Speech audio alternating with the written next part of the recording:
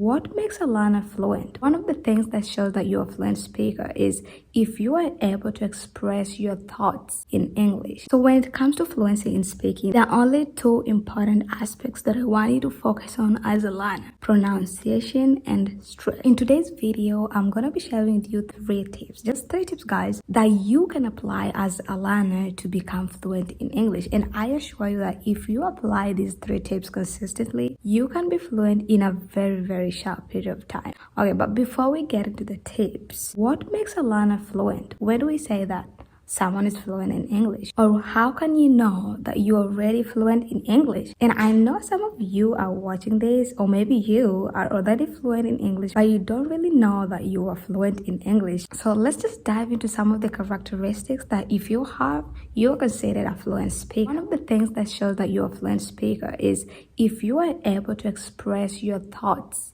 in English. Like right now, I'm thinking if this video is gonna help someone out there. I'm also thinking about what I'm gonna have for lunch today. Can you express your thoughts fully in English? The next trait that a fluent speaker or a fluent learner has is if you can express your feelings in English, feelings of anger, feelings of love, feelings of kindness. If I ask you right now, how are you feeling? So I can say how I was feeling this morning. I woke up this morning feeling a little exhausted, but again, I got kind of excited when I was like, I have to film this video, which is pretty normal. So how are you feeling at this moment? The next trait is if you can explain your plans or tell someone the plans that you have for the day. Like if I ask you right now, what are your plans for the day? So my plans for the day was to wake up, do my chores, and like read a little, record this video and edit it later or tomorrow, then publish it tomorrow, which is today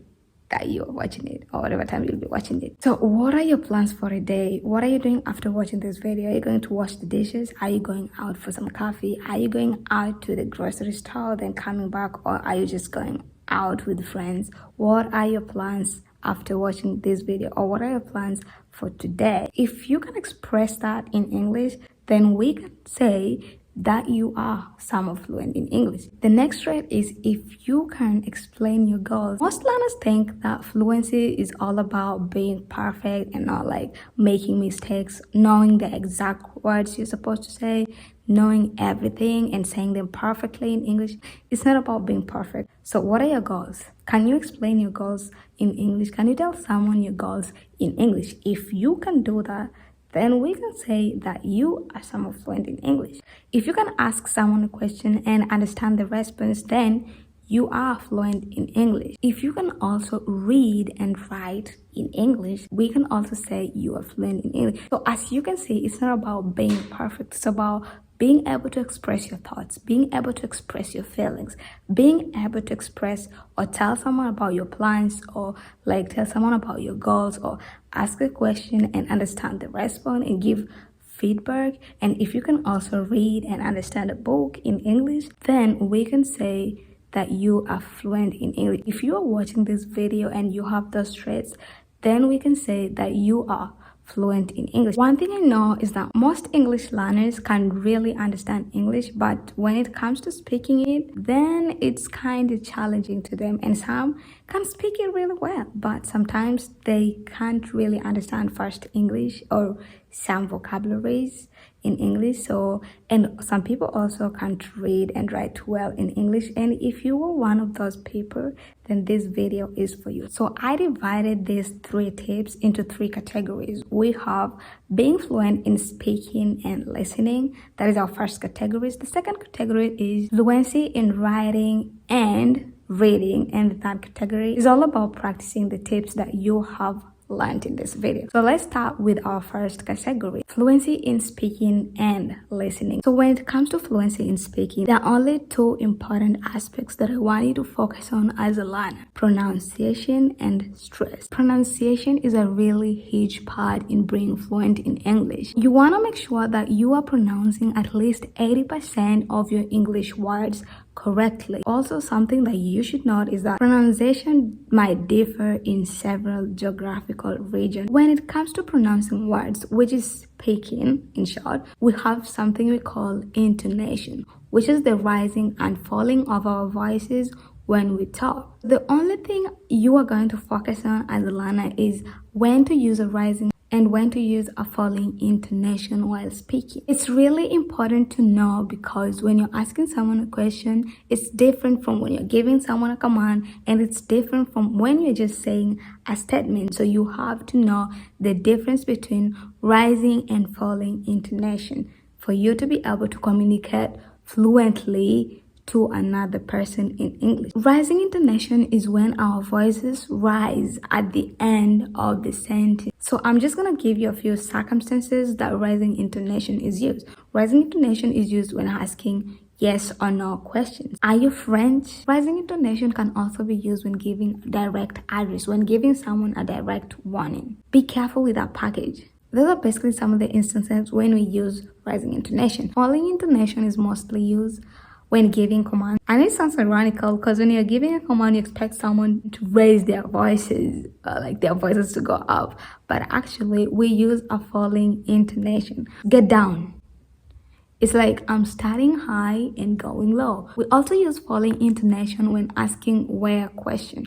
Where are you going? So to be fluent in your speech, you have to understand, you have to know how intonation works. So you know which intonations you are supposed to use when asking a question, when giving a statement, and when in shock. That is all about your speaking skill. And when it comes to listening, listen to native speakers regularly. Let's go to the reading and writing part. So reading and writing is also a really huge part when it comes to being fluent in English. Obviously, when I talk about reading, I mean actually sitting with a book and reading through the lines. Some of the items that you can read to improve your fluency in English include storybooks with simple words that you can understand. You can also read book reviews. You can also read newsletters. You can read comments on Instagram. You can read vlogs. There's really so much stuff to read in English, but what I really want you to focus on when you're reading is the vocabulary. Vocabulary is really heavy when it comes to fluency. You have to know what vocabularies are used in what areas. Something you should also focus on when you're reading to improve your fluency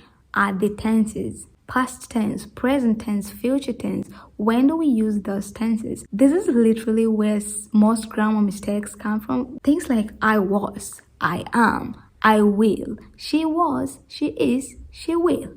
They were, they are, they will. Past, present, future tense. If you could understand how tenses work, then I guarantee that your fluency in writing and even speaking is gonna improve massively. Focus on vocabulary and focus on tenses to improve your fluency. Let's get to writing. So one of the ways that you can also improve your fluency is through writing. You can write a journal, you can write a diary, you can write a blog online, you can write a comment on Instagram, or even in this video. Come on, go ahead and write a comment in the comment section. The more you do it, the more you familiarize with it and the more fluent you become. The last tip I'm gonna give you today is just go out there and do it. Go out there and speak English. English is all about speaking, and the more you speak, the more fluent you become. And this is actually the fastest step to get fluent in English. The reason I said this is the fastest way to become fluent is because when you speak, you are definitely, it's guaranteed, you are gonna make a mistake. It's okay to make mistakes. And when you make the mistake, it's gonna ignite you to learn what should I have said instead of what I said. Ever heard of experience is the best teacher? There we go. I dare you to follow these 3 tips for 3 months and tell me if you will not be fluent. Anyways, ladies and gentlemen, that is all I had for you in this video. Thank you for watching till the end. And if you are watching this video, you are an English learner and you're just starting on your English learning journey, subscribe to the channel, share this video to someone it might help, and like this video for me please, and leave a comment in the comment section. And without further ado, let's catch up in my next video. Bye.